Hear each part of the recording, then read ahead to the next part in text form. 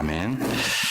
네, 계속해서 이제 말씀 전하도록 하겠습니다.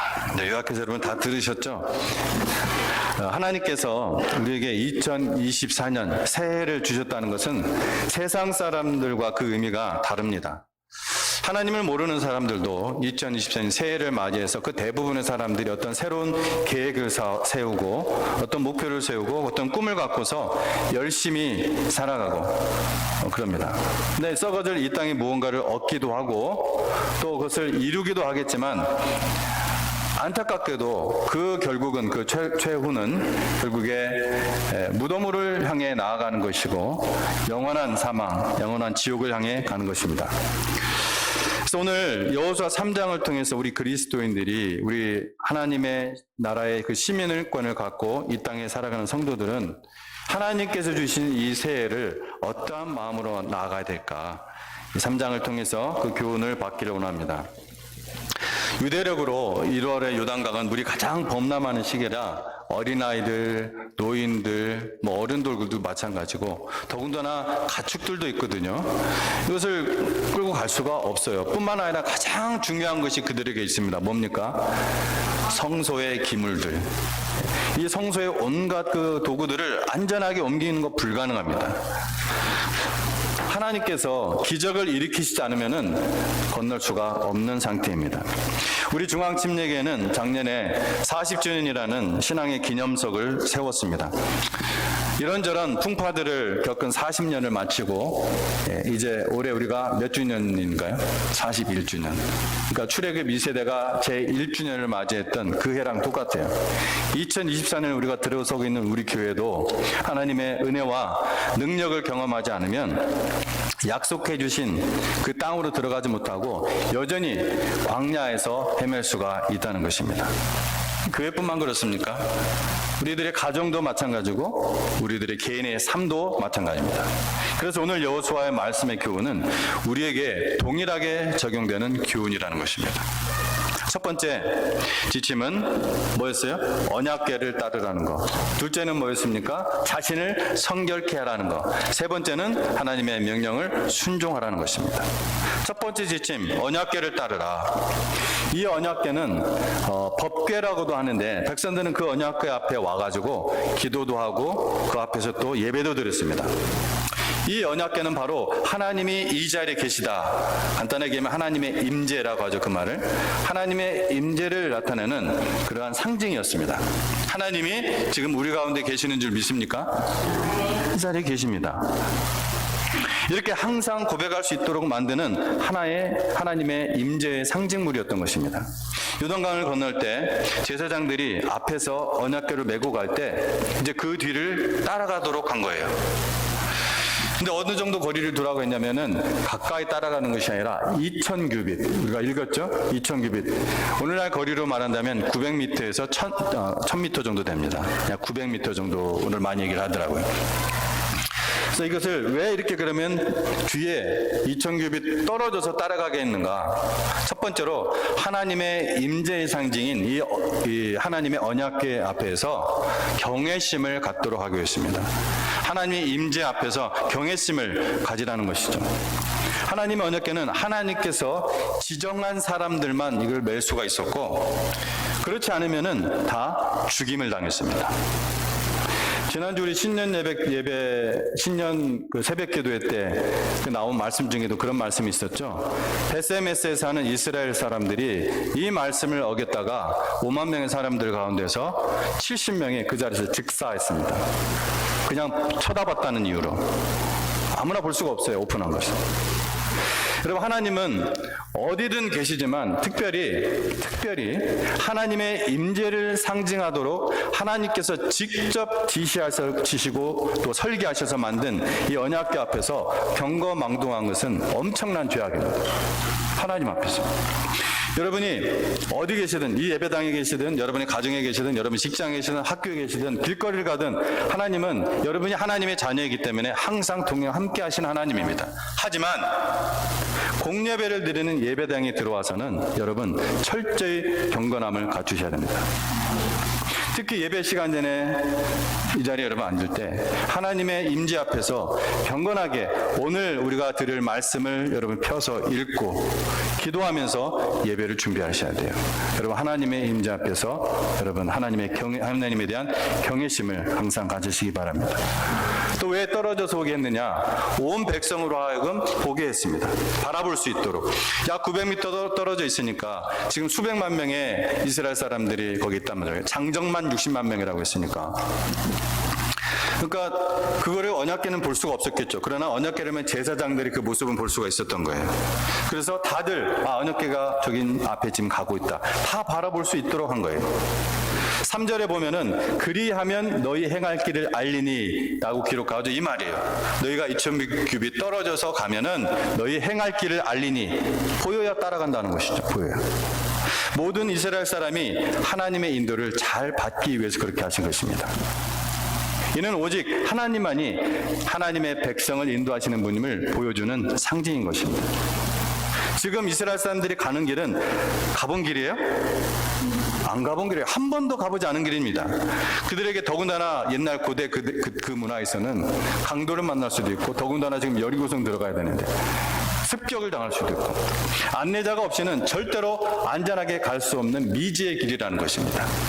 하나님께서는 이제 2024년을 향해 행진하는 우리들에게도 같은 의미로 명령하십니다. 언약궤를 따르라. 언약궤를 따르라. 하나님을 경외하라. 하나님의 인도하심을 구하라. 독일의 마틴 루터의 일화라고 합니다. 어느 아침 빵을 먹고 있는데 옆에 있던 강아지가 아마 여러분도 경험했을 것 같아요. 강아지, 저도 강아지를 몇 번을 키워봤는데 뭘 음식을 딱 먹어 입을 딱 옆에 있으면은 음식을 딱 먹으면 그들의 눈이 어디로 가요? 손을 따라가죠. 입으로 가면 입을 쳐다보고 손이 내려와서 빵을 딱 뜯으면은 빵 뜯는 손을 쳐다보다가 또 올라가면은 또 그 입을 쳐다보고. 그래서 이 마틴 루터가 할 수 없이 그 빵을 뜯어서 강아지에게 이렇게 주었습니다. 그리고 주면서 눈물이 왈칵 쏟아집니다. 하나님은 언제나 저를 바라보고 계셨는데 내 눈이 엉뚱한 곳만 바라보고 있었습니다. 나는 이 철없는 강아지 한 마리만도 못했습니다. 이제는 하나님만 바라보겠습니다. 그런 믿음으로 여러분 오직 믿음, 오직 성경, 오직 은혜 이 세 가지 모토를 담대히 외치고 1517년 그 캐톨릭의 교리가 엉터리라는 것을 비텐베르크 성당의 사제로서 그 사제였고 또 교수였거든요. 가톨릭이. 그걸 붙임으로써 종교교역에 불을 붙였던 것입니다. 여러분 언약궤보다 하나님보다 앞서가면 안 됩니다. 언약궤를 따라가야 됩니다. 하나님은 먼저 하나님의 뜻을 구하고 따르는 그 마음을 기뻐하십니다. 여러분 억지로 끌고 다니시지 않습니다. 억지로 했다면 아예 아담과 하와도 선악과를 먹지 않았을 거예요. 못 먹게 딱 막아버리면 되죠. 언약궤, 즉 하나님을 따라가는 것이 아니라 자기 눈에 좋은 대로, 자기의 판단에 좋은 대로 앞서가면은 하나님의 구하지도 않고 이렇게 앞서가면은 하나님 어떻게 하실까요? 안 막아요. 하나님 안 막습니다. 그런데 막지도 않으시지만 인도하시지도 않습니다. 내가 처한 현실이 아무리 어렵고 고통스럽다 하더라도 모든 것을 합력하여 하나님의 선을 이루시는 하나님을 사랑하는 자에게 그 가장 좋은 것으로 만들어주시는 그 주님을 여러분 따라갑시다. 그 본을 친히 보이시면서 십자가를 지신 앞서가신 우리 예수님을 따라갑시다. 자, 두 번째 지침입니다. 5절 자신을 성결케 하라는 것입니다. 자신을 어떻게 하라고요? 성결케 하라. 모세가 애굽을 나올 때 하나님께서는 뭘 가르셨어요? 홍해를 가르셨습니다. 이제 하나님께서는 다시 이제 요단강 강물을 가르시려고 하는 중입니다. 그런데 그 기적을 행하시기 전에 이스라엘 백성들에게 요구하시는 것이 있어요. 너희 자신을 성결케 하라. 하나님 보시기에 그 생각을, 하나님 보시기에 여러분의 마음을, 하나님 보시기에 여러분의 행동을 거룩하게 하라는 것입니다.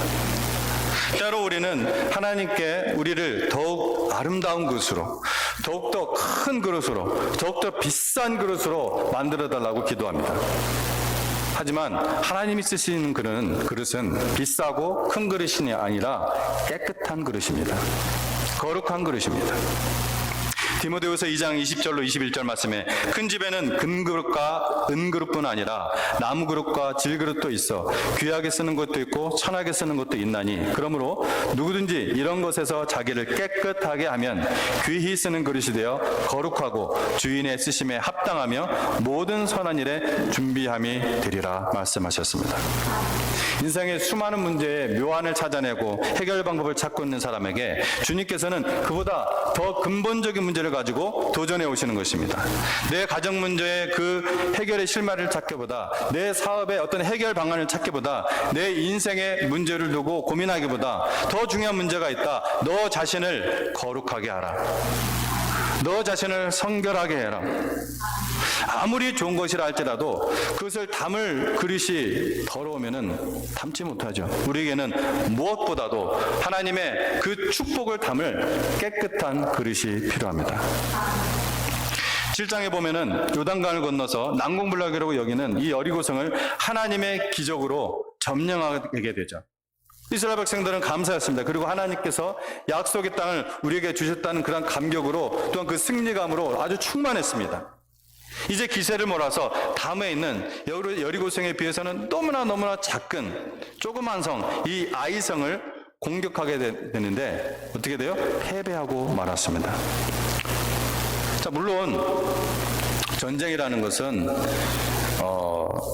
그 안에 있는 배럴은 이길 때도 있고 질 때도 있는 거예요. 배럴을 진다고 해서 전쟁이 지는 건 아니니까.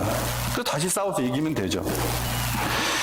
근데 다시 심기일전하면 됩니다. 근데 이 난공불락의 여리고성도 무너뜨렸는데 정말 조그만 아이성이야 라고 생각하면은 큰 오산입니다.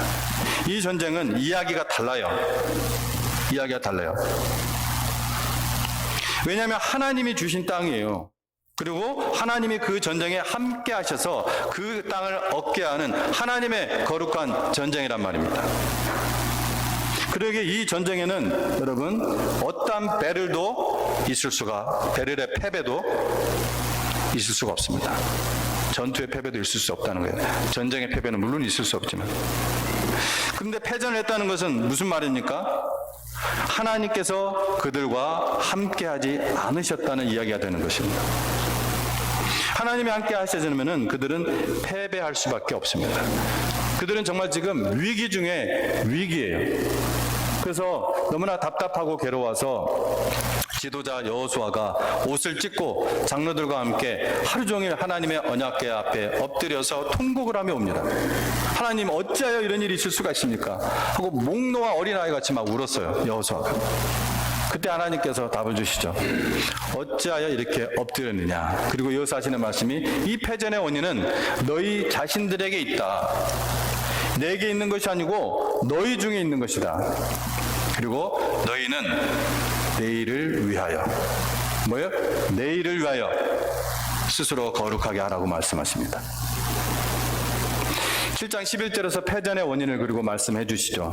이스라엘이 범죄하여 내가 그들에게 명령한 나의 언약을 어겼으며 또한 그들이 온전히 바친 물건을 가져가고 도둑질하며 속이고 그것을 그들의 물건 가운데 두었느니라.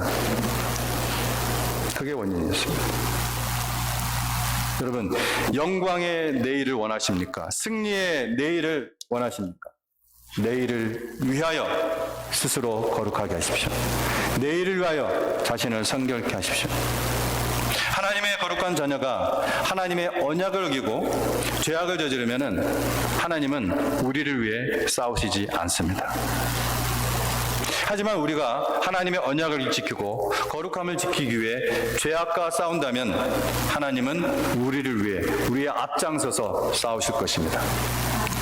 마지막으로 세 번째 8절입니다. 여호수아가 명령을 하죠. 하나님의 말씀을 받아서 그 믿음으로 순종하라는 교훈입니다. 하나님의 말씀을 받은 대로 믿음으로 순종하라는 교훈입니다.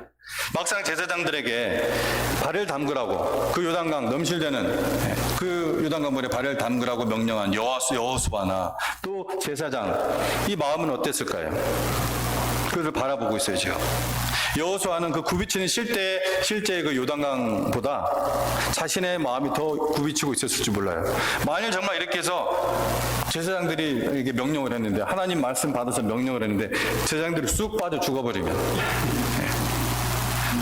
자기의 리더십은 어떻게 돼요? 완전 무너져 버리는 거예요. 그 사람들 죽게 만든 사람 아니에요. 그 제사장들도 마찬가지죠. 이 언약궤를 메고 그냥 쑥 하고 빠져 죽어버린다면.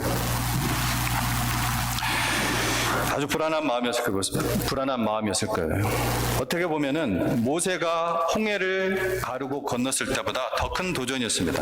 물론 홍해는 훨씬 더 크고 넓고 깊은 바다였지만 모세나 혹은 그 이스라엘 백성들이 먼저 발을 들여놓지는 않았어요. 근데 지금은 아직도 큰 물살이 제방까지 범람하면서 강물이 흐르는데 그 제방이 있어요. 그걸 푹 들어가라는 거예요. 발을 먼저 넣으면 내가 물을 멈추게 해줄게. 하나님이 그렇게 말씀하시는 거예요, 지금. 멈추면 들어가게 하는 것이라. 무슨 모세처럼 지팡이를 내밀면은 가르게 하는 것이 아니라 발을 먼저 넣으면. 여러분, 하나님의 말씀대로 우리가 순종할 때는요, 이와 같이 아주 도전적이고 위험을 감수하는 마음이 필요할 때가 있어요. 항상 그렇지는 않지만 정말 특히 그 일이 정말 중요하고 큰 일일 경우 대부분 그렇습니다. 한 번도 가보지 않은 길이고 내 경험으로도 알 수 없는 길이고 주변 누구도 어드바이스를 줄 수 없는 상황인데 하나님께서 어떤 말씀을 내가 명령을 하셨는데 정말 이거 잘못되면은 B라는 옵션이 있는 것이 아니라 끝나버리는 그럴 것 같은 그런 때가 있단 말이에요. 그리고 그렇게 위험스럽고 도전적인 일을 우리가 경험할 때가 있어요. 여호수아와 제사장들은 하나님의 그 약속의 말씀을 믿고 오직 신실하신 하나님의 말씀을 굳건히 붙잡고 요단강에 발을 천번 들여놓았습니다. 이는 믿음이 없이는 불가능한 일이었어요. 믿음의 40년 동안의 그 믿음의 훈련이 없이는 불가능한 일이었어요. 제사장들은 인간적인 생각, 불신의 생각을 다 불식하고 믿음으로 요단강에 발을 들여놓았다는 것입니다. 여러분, 우리의 40년, 중앙춘익의 40년인데 이 클리블랜드 도시에서 이 정도 사이즈밖에 안 되나 뭐 이렇게 생각할 수가 있어요. 그러나 그 40년의 그 하나님과 동행한 그 경험은 정말 값진 경험입니다. 엄청난 경험이에요. 그 경험이 오늘날 우리에게 더 많은 도전과 더 많은 리스크들을 믿음으로 갈 수 있도록 하게 하는 것입니다. 자, 그러자 어떤 일이 일어났어요? 그토록 창일하게 넘실거리며 흘러내리던 요단강물이 뚝 하고 멈췄다고 말씀하고 있습니다. 이로 말미암아 이스라엘 백성들은 어떤 땅? 홍해 건널 때처럼 마른 땅. 그 마른 땅으로 행하여 요단을 건넜다고 성경은 기록하고 있습니다. 하나님께서 자기 백성들을 인도하시는 과정에서 순종하는 백성들에게 엄청난 기적을 보여준 거예요. 어떤 백성들에게요? 순종하는 백성들에게. 하나님의 하라고 한 것을 했을 뿐이에요. 말이 되지 않는 것 같은데, 상식적이지도 않은 것 같은데, 합리적이지도 않은 것 같은데, 하나님의 말씀이기 때문에 토달지 않고 순종했을 뿐입니다. 하나님이 하라고 했기 때문입니다. 여러분, 그것이 하나님의 방법입니다. 하나님의 일은 예측할 수 있어요? 물론 어떤 것들은 예측할 수 있는 일들이 있어요. 아주 옳고 그름 이런 거 있을 때 선하고 악한 걸 그런 건 당연히 우리가 하나님의 어떤 분이시지 아니까 우리가 예측할 수 있죠. 그러나 어떤 일들은요, 그런 경우가 아닐 경우 예측할 수가 없어요.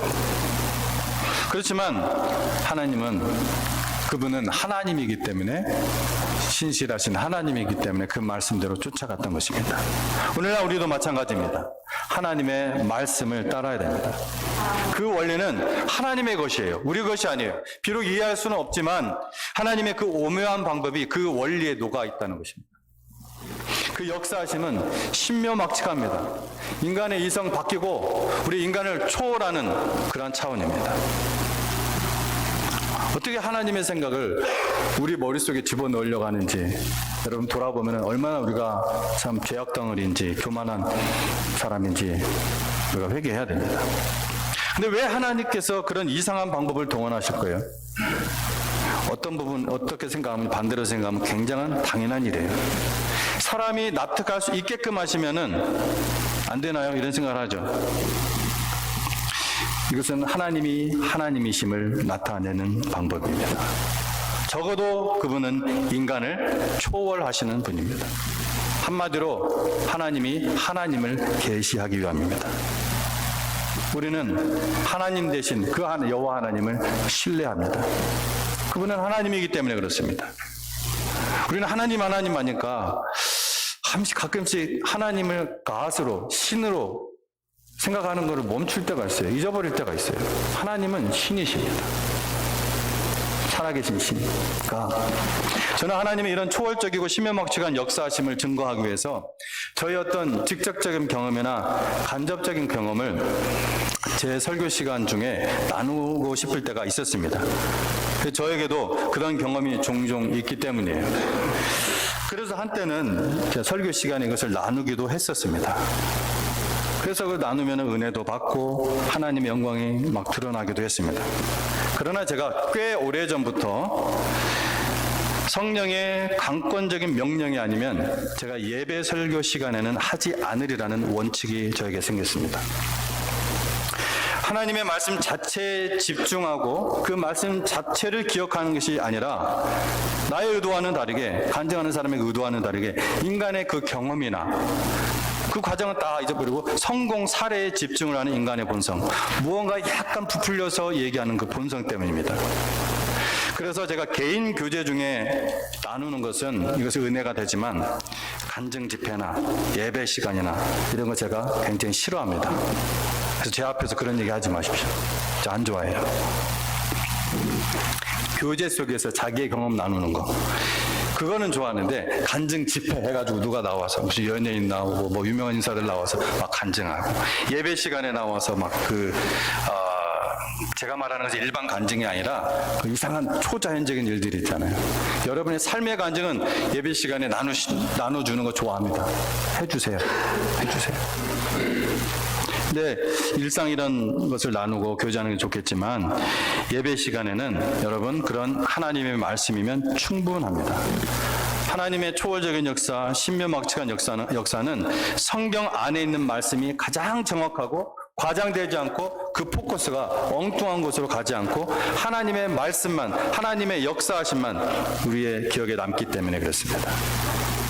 여러분, 성경 말씀은 내가 잘 못 믿는데 이런 초자연적인 역사, 예수님이 무리를 걸으셨다, 바람을 멈추게 하셨다, 죽은 자를 살리셨다, 나사로를 살리셨다, 이런 것들은 내가 잘 못 믿겠는데 그 말씀에 대한 그 사람의 경험, 그 실질적 경험, 그것은 내가 좀 잘 믿어진다. 그러면 저는 결코 그 믿음을 원하지 않습니다. 성경의 신묘한 그런 초월적 기적은 무덤덤한데 그 말씀에 대한 그 사람의 신비한 경험이 더 은혜가 된다. 저는 결코 그 은혜를 원하지 않습니다. 우리도 성경 말씀, 하나님의 말씀대로 하면 됩니다. 그분께서 말씀하신 대로 그냥 따르면 됩니다. 하나님의 말씀을 가까이 하십시오. 정말 하나님과 깊은 관계 속에서 하나님이 주실 수 있는 그러한 초월적인 경험을 하기 원한다면은 여러분 설렁설렁 그냥 읽는 것만 그치지 말고 공부하고 연구하고 탐구하고 묵상하시기 바랍니다. 그리고 순종하십시오. 순종하면 알 수 있습니다. 이스라엘 백성들이 하나님의 지시를 단순히 따랐던 것처럼 말입니다. 그래서 2024년은 우리 앞에 놓여진 많은 문제들, 또 아픔들도 이 요단강 강물처럼 다 그 강물이 하나님의 말씀에 순종했을 때 멀리 빠져나가는 일이 있었던 것처럼 우리의 인생 가운데서도 그러한 모든 문제들, 아픔들이 멀리 빠져나가는 그러한 경험을 하시기 바랍니다. 그것을 능히 극복할 수 있는 능력과 또 그 고통과 아픔과 역경에 넘어 있는 그 영광을 뚜렷하게 볼 수 있는 위대한 믿음의 시력을 가지시기를 주의 이름으로 축복합니다. 함께 기도하겠습니다.